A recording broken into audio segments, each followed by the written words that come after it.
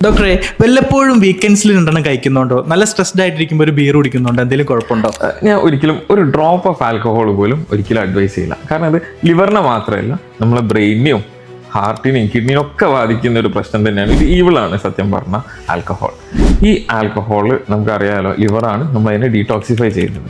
ഈ ഡീടോക്സിഫൈ ചെയ്യുന്ന മെക്കാനിസത്തിൽ ഇപ്പോൾ കെമിക്കൽ റിയാക്ഷനിൽ പല ഹാംഫുൾ ബൈ പ്രോഡക്ട്സും ഉണ്ടാകുന്നുണ്ട്. ഈ ഹാംഫുൾ ബൈ പ്രോഡക്ട്സ് ഒക്കെ നമ്മളെ ലിവറിനൊക്കെ മൾട്ടിപ്പിൾ ലെവലിൽ ഇത് ബാധിക്കും. അങ്ങനെ അൾട്ടിമേറ്റ്ലി ആൽക്കഹോളിക് ഹെപ്പറ്റൈറ്റിസും ആൽക്കഹോൾ റിലേറ്റഡ് സിറോസിസും ഒക്കെ ഉണ്ടാകാനുള്ള സാധ്യത കൂട്ടും. ഈ കാലഘട്ടത്തിൽ ഇപ്പോൾ മെയിൽസും ഫീമെയിൽസും മദ്യപിക്കാറുണ്ടല്ലോ, ഒരുപോലെ മദ്യപിക്കാൻ തന്നെ പറയാം. ഇപ്പൊ ഫീമെയിൽസിലാണെന്നുണ്ടെങ്കിൽ പക്ഷേ ഈ ആൽക്കഹോളിന്റെ ഇമ്പാക്ട് സത്യം പറഞ്ഞാൽ മെയിൽസിനേക്കാളും കുറച്ചും കൂടെ കൂടുതലാണ്.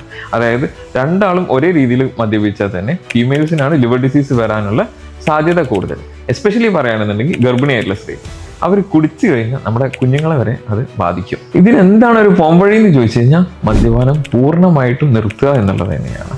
സപ്പോസ് നിങ്ങളെ കൊണ്ട് അത് പറ്റുന്നില്ല എന്നുണ്ടെങ്കിൽ നിങ്ങൾ ഒരു മെഡിക്കൽ ഹെൽപ്പ് സീക്ക് ചെയ്യണം.